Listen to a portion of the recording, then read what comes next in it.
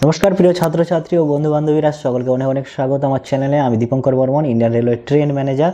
আর আজকের ভিডিওটিতে আমরা রেলের গ্রুপ ডির যে এক্সাম প্যাটার্ন, তার সিলেবাস কেমন কি রয়েছে তা নিয়ে আলোচনা করব। কোথা থেকে কেমন কি কোশ্চেন আসে তা নিয়ে ডিসকাস করব। তো চ্যানেলে নতুন হলে চ্যানেলকে সাবস্ক্রাইব করে পাশে থাকা বেল আইকনটিকে অন করে দাও আরও আমার নতুন নতুন এরকম ইনফরমেশন পেতে। এছাড়াও কোনো রকম কোয়ারিজ থাকলে অবশ্যই কমেন্টে জিজ্ঞেস করো, তোমাকে কিন্তু ইনফরমেশন প্রোভাইড করে দেবো। তো চলো শুরু করা যাক। দেখো, এবারে যে যে সমস্ত রেলের গ্রুপ ডির যে পোস্ট বেরিয়েছে তা নিয়ে বিভিন্ন রকম পোস্টের ইনফরমেশান তোমাদেরকে অলরেডি জব প্রোফাইল বানিয়ে দিয়েছি।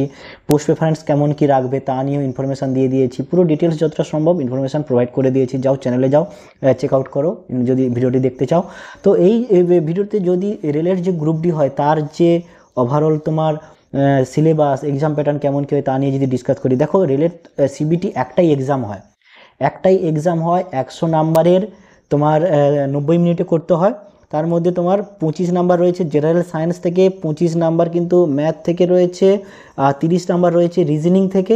এছাড়াও 20 নাম্বার রয়েছে কিন্তু তোমার জেনারেল অ্যাওয়ারনেস ও কারেন্ট অ্যাফেয়ার্স থেকে। এই নিয়ে টোটাল 100 নাম্বার আর 90 মিনিটে করতে হয়। 1/3 নেগেটিভ মার্ক থাকে। ওকে, এখন সিলেবাস সম্পর্কে বললে এর কেমন কি সিলেবাস রয়েছে, কোথা থেকে কেমন কি কোশ্চেন আসে তা নিয়ে যদি ডিসকাস করি। দেখো, ম্যাথামেটিক্সের সিলেবাস সম্পর্কে বললে number system, BODMAS, decimal, fraction, LCM, HCF, ratio and proportion, percentage, mensuration, time and work, time and distance, simple and compound interest, profit and loss, algebra, geometry and trigonometry, elementary statistics, square root, age calculation, calendar and clock, pipe and system.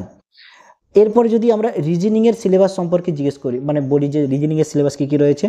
না, রিজনিংয়ে রয়েছে তোমার কিন্তু analogy রয়েছে, সঙ্গে alphabetical and number series রয়েছে, coding and decoding রয়েছে, mathematical operation, relationships, syllogism, jumbling, Venn diagram, data interpretation and sufficiency, conclusion and decision making, similarities and differences, analytical reasoning, classification, direction, statement and argument and assumptions, এগুলো।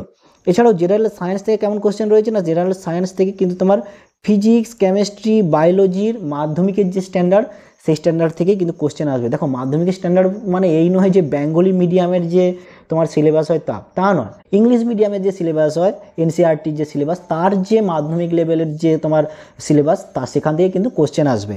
ওকে, এরপর যদি current affairs and general awareness থেকে জিজ্ঞেস করি, সেখানে কিন্তু science, technology, sports, culture, personalities, economics, politics and any other subjects of importance, মানে recent যা কিছু ঘটনা, তো কারেন্ট অ্যাফেয়ার্সে জানো।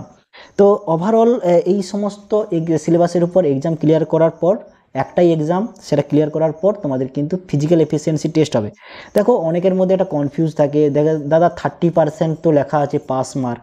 দেখো, তোমার মিনিমাম 30% পেতে হবে, তবেই তোমার নাম্বার, তোমার নাম আসতে পারে লিস্টে। কিন্তু তার মানে এই নয় যে 31% বা 35% পেলে তুমি কিন্তু হয়ে যাবে। দেখো, ওটা পাস মার্ক, 30 মার্ক। কিন্তু তোমাকে চাকরি পেতে গেলে তোমাকে কিন্তু মিনিমাম 75-80-র উপরে নাম্বার করে আসতে হবে, কারণ কাট অফই অত উঠে যাবে। এত ভালো ভালো স্টুডেন্ট এক্সাম দিচ্ছে, আসছে, কারণ কোথাও জব নেই, চারিদিকে একটা ক্রাইসিস চলছে। মানে এরকম একটা সিচুয়েশানে দোষ তো আর রেলওয়ের নয় যে রেলওয়ে খালি, তারা তো আর চায় না যে সায়েন্টিস্ট ছেলেরা আসুক, তারা চায় সিম্পল ছেলেরাই আসুক গ্রুপ ডি কাজ করার মতো। তাহলে কেন এইরকমই ফিজিক্যাল এফিসিয়েন্সি টেস্ট করা, 100 মিটার তোমার ওজন নিয়ে যেতে হবে, 1000 মিটার রান দৌড়াতে হবে, কেন হচ্ছে ওটা? কারণ এই জব প্রোফাইলটা একটু হার্ড ওয়ার্কিং। তারা চায় এই কাজটা করার মতো মোটামুটি ছেলেরা আসুক, খুব যে কোয়ালিফিকেশান না তা নয়, এই কাজটা করতে পারবে হার্ড ওয়ার্কিং এরকম এমনই ছেলে আসুক। কিন্তু জবের এমন ক্রাইসিস, ভালো ভালো ছেলেরা চাকরি না পেয়ে বাধ্য হয়ে এই এক্সাম দিচ্ছে। এবং যারা এই কম্পিটিশানে আছে, যারা পড়াশুনো করছে, লাইফে স্ট্রাগল করেছে, তারা জানে যে কোন লেভেলের মানে কম্পিটিশান চলে, কোন লেভেলের ক্রাইসিস চলছে, জবের ক্রাইসিস চলছে। তো সেই জায়গায় দাঁড়িয়ে কিন্তু কাট অফ যথেষ্ট বেশি উঠবে। তারপরে এবছর তো ভ্যাকেন্সি অনেক কম রয়েছে, সেরকম জায়গায় মানে 32,000-এর আশেপাশে ভ্যাকেন্সি, সেই জায়গায় দাঁড়িয়ে কাট অফ অনেকখানি উঠবে।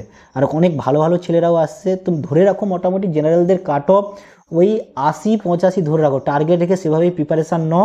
আর মানে এসসি এসটি ওবিসি তো তারও মোটামুটি 70-75 এরকম ধরেই রাখো। এছাড়াও কেমন কি প্রিপারেশান নেবে, কেমন কি তোমাদের পড়াশুনোর স্ট্র্যাটেজি হবে, তা নিয়ে পুরো পরবর্তী ভিডিও দিতে চলেছি। সেখানে কীভাবে পড়াশুনো করবে, কীভাবে স্টেপ বাই স্টেপ, তা নিয়ে পুরো ফুল ডিটেলস ইনফরমেশান প্রোভাইড করে দেবো। আপাতত এখানে পুরো তোমার এক্সাম এবং তার সিলেবাস সম্পর্কে কেমন কি সিলেবাস রয়েছে। আপাতত এই সিলেবাসের উপর বেস করে তোমরা কিন্তু মোটামুটি পড়াশুনো স্টার্ট করে দাও। আর খুব খুব পড়াশুনো করো, কোনো রকম ফাঁকি মারার জায়গা নেই। আর কোনো রকম কোয়ারিজ থাকলে অবশ্যই কমেন্টে জিজ্ঞেস করো, আমি ইনফরমেশান প্রোভাইড করে দেবো। দেখা হচ্ছে পরবর্তী ভিডিওতে। খুব খুব ভালো থেকো। Have a nice day. By.